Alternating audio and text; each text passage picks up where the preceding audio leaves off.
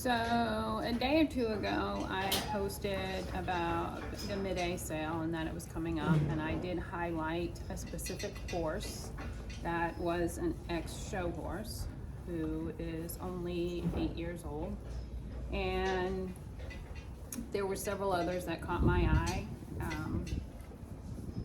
Not necessarily ex-show horses. There's a lot of babies going through. There's a lot of potential sport prospect horses. A lot of these horses are things people are looking for, but and maybe things they didn't expect. There's a lot of basically babies having babies, and that happens when the mare might not have sold the first time or not brought the money they thought they were going to make. So to bring value to the product, they breed her and sell her in full, and that is what the hope is, to bring up the value of the horse and get the bottom dollar that they were looking for in the first place. And it's just hard to see babies having babies, I guess. But there is a huge hype now in that market, in the Amish market particularly. These are Amish driven sales. I'm not saying that English buyers don't attend these sales. I am saying that the crowd is predominantly Amish driven. And that's how they sell, that's how they trade, that's how they move their stock. They don't necessarily, not everyone is allowed to have access to social media or technology or whatever, so the broader base is going to be just homebred and stock looking for a specific job, which is pulling a buggy on the road. And that's not to say that horses can't do it. That's just to say, again, getting back to trying to be better stewards of these animals that can make those decisions, and being aware of who and where we're selling to, and are they going to be successful in that transfer, or are they just going to be sold to get the most value that they can, and until it eventually breaks down and it can't do its job anymore.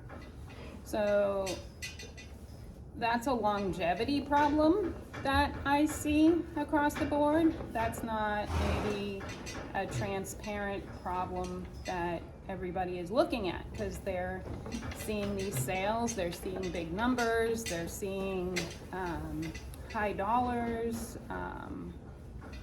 from the side that can't necessarily see into our world. They're thinking there's this huge market for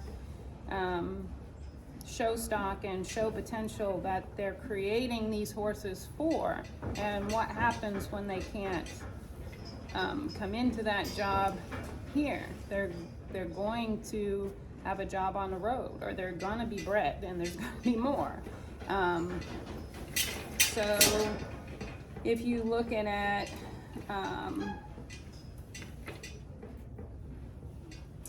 with kind of open eyes, Good Home is,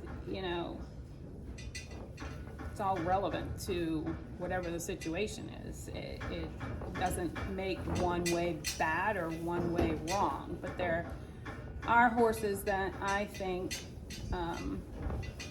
we could have done better for. And in this case, he was a show horse that was winning.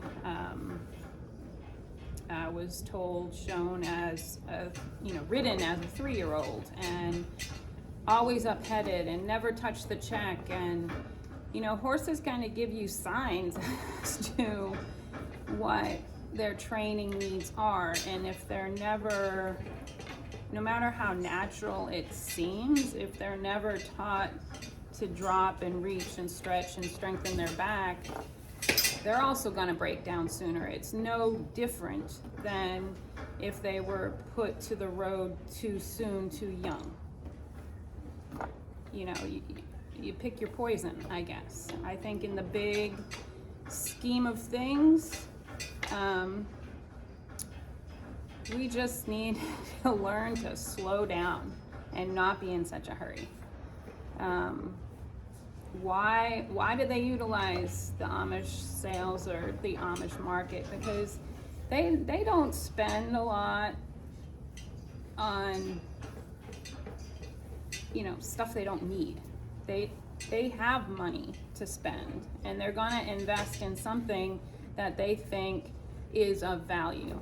If you can remember, my mom used to share, so this is a glass of marble, and it's just an example of childhood, really.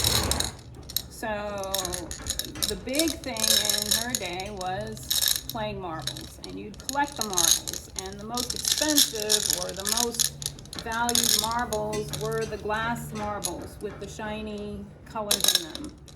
And you'd play and you'd collect and you'd win the marbles, and you'd trade marbles with other people's marbles. If you think of or even remember that excitement about trading anything you had, Breyer horses when I was a kid, you know, that's kind of the excitement I think I feel from them when I'm there at a sale.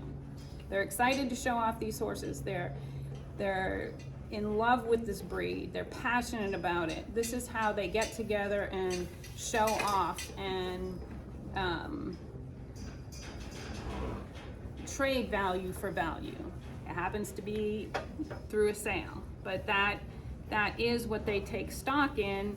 And they're taking stock in these fancier lines. So again, getting back to symbolism, most of them need a family car, the little van that will take places around. But a lot of them are drawn to the sports car, the fancier, high-stepping, action, showier horses. Not necessarily gonna make the family horse. And it's hard, you know, it's hard to see something that has only lived one lifestyle and not be prepared at all going into a different, totally different acclimation of lifestyle and expectation. With this horse in particular, for whatever reason they're saying that he can't be ridden, sore back or whatever, it's probably due to the fact that he's never tracked any way different. So he's never learned to come into contact with the hand. He's never learned to be lower in his frame and then go high. Just going back to my beginning with Orkland Farm and Dr. Bob and watching the training of horses, it wasn't every day in a show frame. There was a lot of time in between strengthening and balancing and teaching the horse. And I feel like we're just in such a rush these days, whether they are on the road breaking down sooner or whether they are in a training barn with the high expectations to be all they can be sooner, they're breaking down sooner. So anyone wanting to hopefully bid and step up for this horse should want to take a huge step back in his training. And I have an example here in the barn of one just like it, and he started in a training barn, and he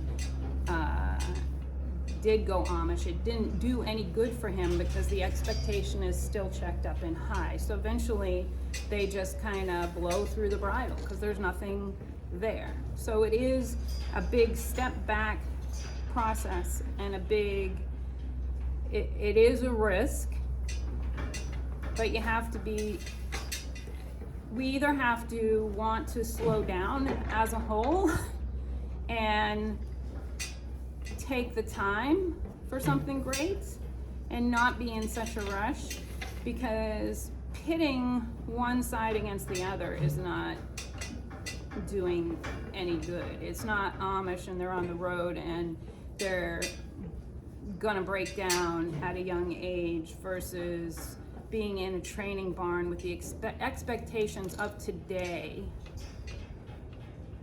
and being pushed too soon beyond their limits. I mean, again, just going back to being at the farm at Orkland Farms and watching the training cycle and being at New England in those days, you watched the 2-year-old year driving and in hand. You watched the 3-year-old, 4-year-old, maybe at the end of the 4-year-old year were starting saddle. At 5, they were ridden. There was some, I don't remember anything sooner than that, and people watched and talked about the progress in that period. Now there's just a rush, and I think regardless steps are taken. Regardless, even if I see that excitement in the Amish, in the young Amish, they want to be the next great trainer that is going to sell something big to the next prospective client, and there just is a huge window that's being missed in the middle market, and a disservice being done to the horses in the process. So how do they end up there? You know, that was a big question. How does something with a show record, there was a complication, there was a problem, it didn't bring the money they expected when they had it for sale, and someone just wants out. They want out. And when you go to auction, it's a done deal. You run the horse through. You can talk to people before the auction starts. You can show them your horse. You can talk about all the wants and needs. But at the end of the day, it runs through, hammer goes down, you get the horse and it's off your ticket. It's not your problem anymore. So there are a lot of examples in my barn. Spider-Man, Marcus here, is one of them. He had been showing young. He was a young prospect, bought for a junior exhibitor. Size was a big thing. Got to get the big horse, impressive. I'm sure there was a hope. You know, all these kids at the end of their year, they go off to college, so there has to be some return on the investment, and I'm sure that was the hope. But again, we were warned, all the complications, all the how he was dangerous, how his bad behavior happened. Well, the horse talks to you, and all those are signs. All those were signs telling you he didn't get it. And it was at that point you should have made a decision to slow down and not push harder, but maybe slow down in the training. We all hear people talk about how they are slow to mature, how some just need more time, but does anybody apply that? When he got here and off the trailer, he was thin, his body was stressed. We kind of worked through it. He was picky with his food. Again, learning curve, all things that kind of, it pointed to ulcers, but we had no idea how severe at the time it was. And it caused his problem. He ended up going through, he survived 2 colic surgeries, and we just started to recognize that slowing down, and slowing down by doing dressage, just the basics, and a snaffle, teaching him to be comfortable in an arena was a huge step for him. It didn't happen overnight. It happened with a lot of trial and error. It happened with a lot of anxiety at the first 2 shows. But every step out of the box, it got better. And it's time to digest, time to learn, and I don't think we do that. So how do these horses end up in this way? It's because, well, I'll read you this. It was from a quote from Amy Skinner, Horsemanship. She had more in it, but this is what stood out to me. The world has no shortage of troubled horses, but it does have a shortage of peaceful people looking to get along. I think that needs to be heard. I truly do.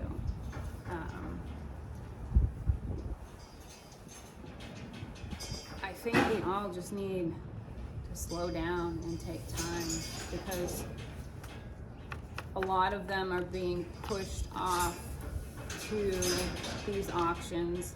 Some verbiage relates as hope of a show home, but that doesn't always happen. Not when your numbers are high and they're ready to invest in something hot and flashy. And again, they're hyped up about the return too. A lot of it has to do with money and profit.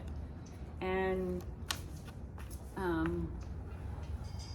I think if we truly are going to say we want to do things to benefit the breed and promote the breed, I think the first thing we have to do is slow down and be better stewards and not just have it run about the profit and the turnaround. Because there are far more of these horses that are, some of them are not going to need, like I said, there's a lot of babies. Those are pretty much clean slates, if you like the lines. There are a lot not too older horses that might need saddle training and might have been trained to driven. The one thing that you are going to get out of Amish hands is a fairly broke, exposed horse that just may need retraining in other ways.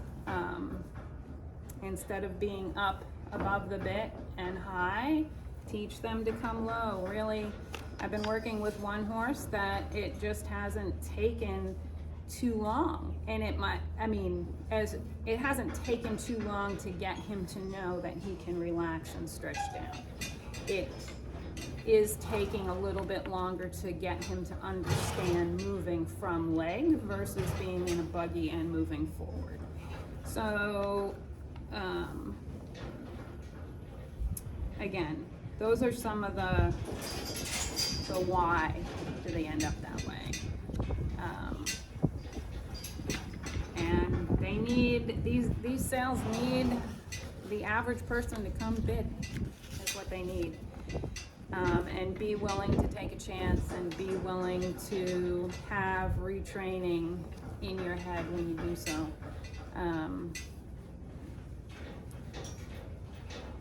This particular horse, After Midnight, I feel in the right hands could come out of this just fine. With good team of people on their side. I think just shuffling him to the road is not doing him a good service, because he's only going to last so much longer. It doesn't matter if there's somebody on his back or not. He's going to be pulling in the same frame, and the work is going to be harder. So if anybody's interested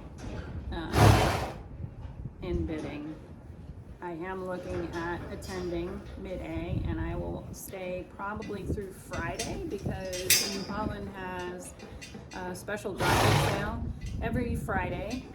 Not every Friday, I take that back. The third Friday of every month, and it just is the timing of that. And it would be nice to catch up with some of my friends up there that I haven't seen in a while. I haven't been there since for a little over 2 years now. So if I do that, I'll take the video with me on the road. And if you have questions, leave them in the comments. If you have ideas for topic or more of what you want to hear, I'm happy to continue this conversation. But doesn't mean I hate show people. I'm not against the Amish. I walk in both worlds, and I'm here to be a voice for the horse, period. They need someone to speak up and start talking about these stories. So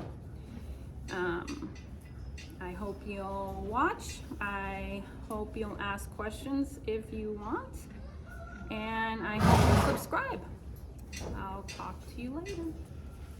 So I just did a video a little bit talking about auction and how horses end up there.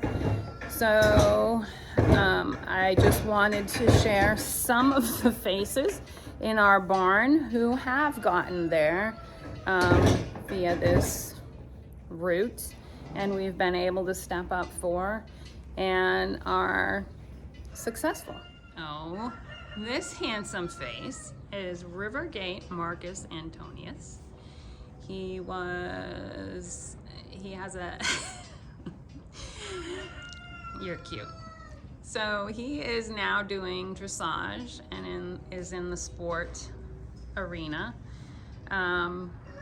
He was purchased by his former owners as a 3-year-old for a junior exhibitor mount, and to finish off her year, is my understanding. He was riding and driving, and as time progressed, as the pressure and expectations increased, so did his problems, behavior issues, and shortcomings, I guess. And again, just, I guess nobody wanted to take on that as a future project. I don't know if he was promoted for sale. I didn't even know about it until the Superior catalog had come through with him in it, and wasn't able to get any interest when he ran through Superior. I was contacted by an Amish friend who said that he had purchased him and he was too nice to be a road horse, and he was going to run him through the Mel Hoover sale in December. And so I tried resharing again. I had a few people who kind of were interested, but again, the baggage and the labels follow these horses everywhere, and none of it really scared me. And then I remembered a dear friend had reached out to me and said she was looking for a driving horse. So as a last-ditch effort, I called her and I said, hey, remember? And sure enough, she said yes. She bought herself this birthday present, and we've put a lot of time and effort into him. And finally, we weren't even sure that we were going to see today. He's been through 2 colic surgeries because his body was just so taxed from everything that had happened. Just the pressure, the internalization, everything kind of builds up. So before he was even 4 or 5, he's had 2 colic surgeries, and I want to say 2 years ago, or this past year at least, no, 2 years ago, we started slowing things down and doing dressage, and that has been a real key for him. He's enjoyed it. This year we'll be coming out training level, we hope. He's mad because he's not outside yet, but he will in a minute. This happy face right here is Vinny. His show name is Ferretti. He was one of the first horses we got through Amish auction. He was bought sight unseen, just based on trainer's information. He just wasn't winning anymore. He wasn't winning. He wasn't going to be able to accept the pressure of being a show horse at the level needed. So he was being Amished. And the thing here is we learned that he had an accident very young as a driving horse in training. No one was really clear about what that accident was, but he had not been driven since. So again, sending a riding horse off to an Amish auction, kind of like not revealing that information, we also felt was dangerous for whoever was going to buy him and try and drive him, obviously. So we were lucky enough to have a sponsor step up for him, and he has been in the Morgan SafeNet Youth Program here at Horse Feathers since. He was a young rider's step-up horse. She showed him hunt and equitation and did really well, was competitive at the local shows. She has taken him to Oklahoma. He's been other people's first step-up horse, and he's just been a great horse to have around as far as being able to share a quality Morgan with some youth riders who might not be able to, afford their own horse. And then let's see. I'm going to mention Lance. Lance is not a Morgan. He's a saddlebred. He had a similar fate. I don't remember the whole story. He never actually ended up going through auction. He was an auction intercept by the American Saddlebred Legacy Foundation, and he came here for training, and I just kind of fell in love with him, so I adopted him. And this is Seymour. He's Flirt Force Impression. He is one that is very similar to the After Midnight horse that is going through the Mid-A sale. He's very up-headed, and I mean, at first we thought he didn't know how to be in any other frame. But I have been riding him and teaching him to stretch down and come onto the bit, because before there was absolutely nothing, and you pulled back, his chin was in his chest, and you just don't have anything if he chooses to do something. So that's why he was dangerous.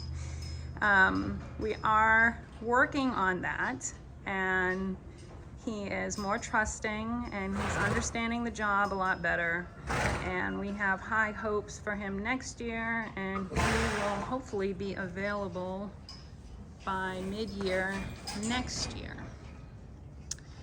Let's see, who else is on our list? Okay, well, we have to mention Jet. OFS Noble Rage. So he was a broker intercept. He was sold through a short auction. I don't know. Everybody I talked to that knew of him when he was showing in the Midwest area said he was difficult, he was a problem. I just want you to know that this horse's personality has totally come out, and I wouldn't trade him for the world. He is like a Labrador Retriever, maybe a Golden Retriever. Okay. And I rode him, so 2 years ago at the Big D show, I rode him in the Trainer Challenge, and I was the only Western rider. And there was, I don't know, what felt like 50 high-stepping saddle seat horses thundering up behind him, and he didn't do a step wrong. I was just blown away, impressed, and he's really just kind of been that horse ever since. So he's taken a lot of first-time riders. People have showed to the national level, both in Western pleasure and equitation. This year I have secret hopes for an adult client to show him maybe in ladies. I'm very excited to get him back and out next year.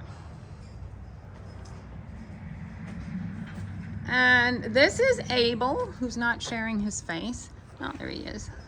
So he was kind of a last minute purchase. I had gone to Mid-A in 2021, and I was not expecting to buy a stallion. He was on my list to see only because he had the CBMF prefix, and he was a stallion, and I was afraid he was just going to get shuffled around. I was actually going for a different mare who didn't show up, and I thought she was going to be a no-show. So long story short, there was a few of us that pulled together and got this guy, and he has been just the most amazing horse ever. So he, there's no real plan for him to go anywhere. Huh, I'm gonna get you. All right, so now if we go outside, oh, well, Belinda and Annie are out here. However, Belinda is hiding.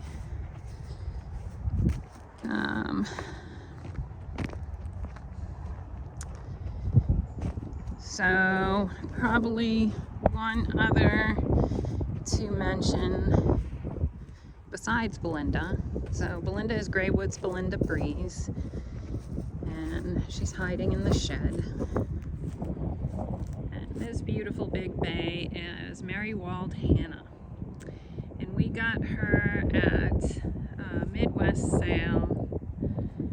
I want to say it's the one that happens after Buckeye. It's earlier in the year. It might have been a February sale. It was still winter.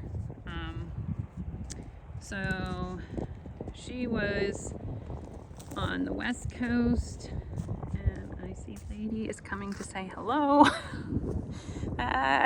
It's Townsend Lady Cumberland. She's also available. And our little baby friend, Annie Beans. She's owned by Lisa Cox. So Annie, as she's called, was a bred for sport horse. She was apparently doing that well, but then someone bought her as to be a junior, I want to say a junior exhibitor hunter, because of her size, and of course she didn't fit that mold very well. Got pushed back to her trainer. There was lots of labels with this mare. We were told that the trainers had to run her into the wall to stop her. You know, all those, again, signals that something's wrong and maybe you should slow down. She had been bounced between hunt seat, saddle seat, driving for the Amish, breeding for the Amish, and then sport horse. We still think that she's going to make an excellent sport horse. This summer we had some issues with change and a little bout of laminitis, but she is well on the way to recovery, and we hope next year that she will come out in the sport division. So that was a little intro to the group that we have here that are now working well in their own lane, their own channel, or starting the rehab process of figuring out what that is. Suffering similar reasons why they ended up going through auction. They weren't suiting a purpose, they weren't working. The same goes for those horses being cycled continually through the same auction in the Amish circuit. They're just not working on the roads. They need another venue, another way out. Otherwise, the same buyer is going to buy them and expect the same job that they're already failing at. So that's a little bit of why. This is a little bit of what we do, and we kind of look at these sales and try and help promote the ones that kind of stick out that way, and see if we can get help to kind of redirect, repurpose. It's not a rescue, and get them working to where they're going to thrive, where they're going to succeed. That's the most important thing. So we hope you continue to watch. We hope you support by subscribing, and we look forward to sharing more with you. It's a broad subject with a lot of different avenues and a lot of different reasons why. Horses with a lot of different stories, and we hope to continue to grow the channel. Thanks for watching.